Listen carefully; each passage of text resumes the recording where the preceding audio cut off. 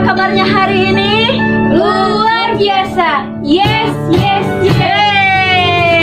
Kami di sini percaya bahwa hari ini kita ada sukacita untuk memuji Tuhan.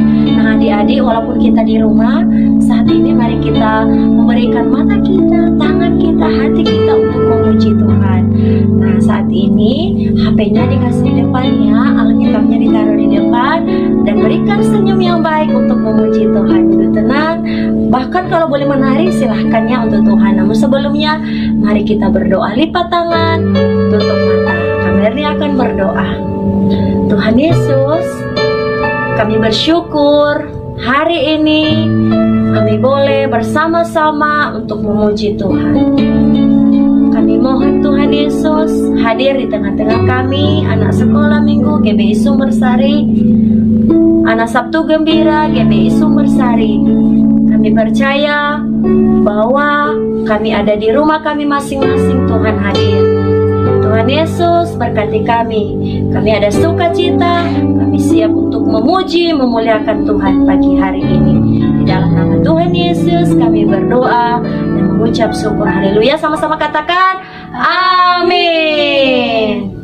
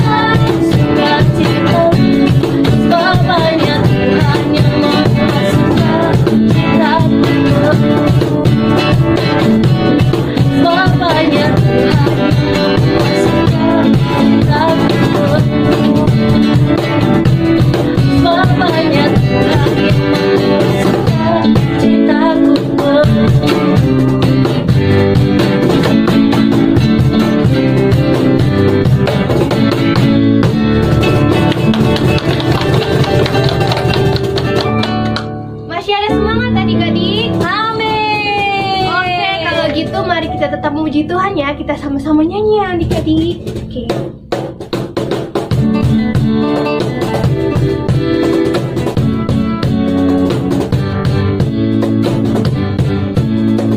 Dalam suka duka bukan tetap tersenyum, di Allah dirinya bukan tetap tersenyum, karena ku tahu Tuhan ku Yesus senang, apapun terjadi bukan tetap tersenyum. Dalam suka duka ku tetap tersenyum.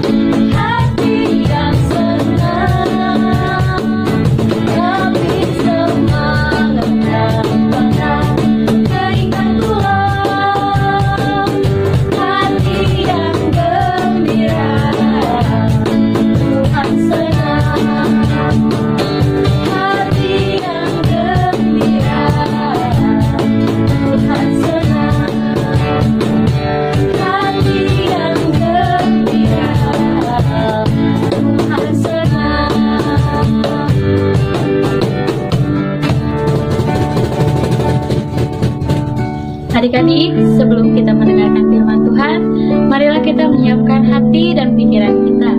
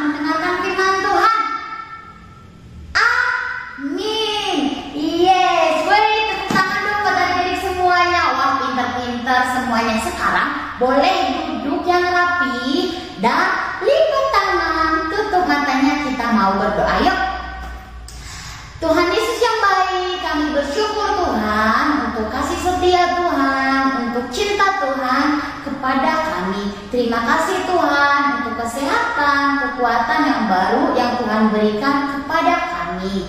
Tuhan, kami sudah memuji, menyanyi, memuliakan nama Tuhan.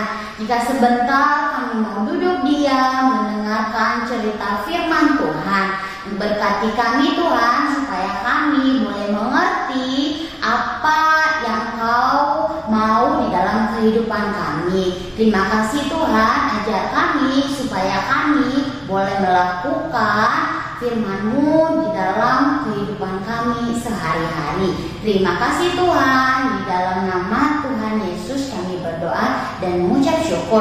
Amin. Sekali lagi shalom adik-adik. Ya shalom ya semuanya. Kakak Lisna lihat semangat banget hari ini mau mendengarkan firman Tuhan. Adik-adik, siapkan Alkitabnya bagi anak Pratama dan Nadia. Siapkan Alkitabnya bagi anak Indria. Nanti mami papi atau cici koko bisa bantu ya untuk ngebacain atau ngebuka Alkitabnya. Firman Tuhan hari ini terambil dari Matius 13 ayat 31 sampai dengan 32. Matius 13 ayat 31 ya sampai dengan 32. Oke? Kalisma mau baca ya. Adik-adik bisa menyimaknya. Perumpamaan tentang biji sesawi dan ragi. Yesus membentangkan suatu perumpamaan lain lagi kepada mereka. Katanya, hal kerajaan surga itu seumpama biji sesawi yang diambil dan ditaburkan orang di ladangnya. Memang biji itu yang paling kecil dari segala jenis benih. Tetapi apabila sudah tumbuh, sesawi itu lebih besar daripada sayuran yang lain, bahkan menjadi pohon, sehingga burung-burung di udara datang bersarang pada cabang-cabangnya. Sampai di sini firman Tuhannya ya adik-adik, hanya dua ayat. Adik-adik, siapa yang pernah melihat biji sesawi?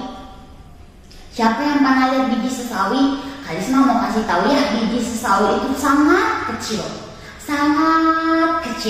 Nah, adik-adik, biji sesawi itu berukuran sekitar 1 milimeter kecil banget. Nah, terus ciri-cirinya itu gampang tumbuh adik-adik. Terus dia itu pohon ini atau biji ini tumbuh di tanah yang tandus. Nah, ketika udah tumbuh menjadi pohon, tingginya itu sekitar 3 meter. 3 meter ya adik-adik. Nah, nanti adik-adik bisa cari tahu di Google gimana bentuk pohonnya ya. Nah, sekarang adik-adik, dari tadi cerita yang kita baca, firman Tuhan yang kita baca tadi itu Tuhan Yesus mengumpamakan atau memberikan contoh tentang kerajaan sorga itu seperti biji sesawi tadi. Memang biji sesawi itu paling kecil, tetapi ketika dia ditanam, dia bertumbuh semakin besar. Pohon ini menjadi yang lebih besar dari pohon-pohon yang lain, bahkan dari sayuran-sayuran yang ada. Ketika pohon ini besar, burung-burung datang untuk bersarang karena pohon ini, sesawi ini memiliki biji-bijian. Burung-burung bersarang di sini untuk tidur juga, terus bisa makan, bisa menghasilkan makanan dari biji-bijinya, dari buahnya. Nah, adik-adik, apa yang kita pelajari ya dari biji sesawi ini? Ini bercerita tentang iman kita. Iman itu artinya apa ya adik-adik?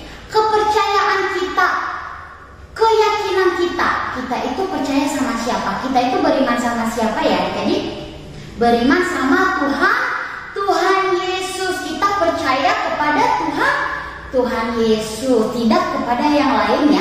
Tidak percaya dengan gadget sendiri, tidak percaya dengan harta yang kita miliki, tetapi kita itu beriman, percaya itu kepada Tuhan Yesus. Tidak percaya sama patung. Kita itu berpercaya, beriman kepada Tuhan Yesus. Adik-adik, kata Tuhan Yesus, ketika kita memiliki iman yang sebesar biji sesawi, maka kita bisa memindahkan gunung dari sini bisa ke situ. Kalau kita memiliki iman sebesar biji sesawi, bahkan juga kita bisa memindahkan pohon ke lautan, bisa mencabut pohon di lautan. Nah, kalau kita memiliki iman sebesar biji sesawi. Nah, Kak Alisma mau nanya nih, iman adik-adik udah sebesar apa Iya, Kakak Lisma percaya kalau adik-adik juga sudah memiliki iman yang besar sekali kepada Tuhan Yesus ya. Oke, adik-adik, bagaimana cara kita meningkatkan iman percaya kita kepada Tuhan? Bagaimana cara kita meningkatkan iman kita kepada Tuhan supaya iman kita yang tadi yang kecil banget bisa menjadi besar, yaitu mendengarkan firman Tuhan, membaca firman Tuhan. Iman kita itu tumbuh dari pendengaran akan firman Tuhan. Terus rajin berdoa, minta kepada Tuhan supaya iman kita itu semakin hari semakin bertambah besar kepada Tuhan. Terus kita harus melakukan segala firman Tuhan. Ketika kita beriman kepada Tuhan, memiliki tadi iman yang kecil, otomatis adik-adik kita itu melakukan segala perintah Tuhan. Apapun yang Tuhan mau, kita melakukan.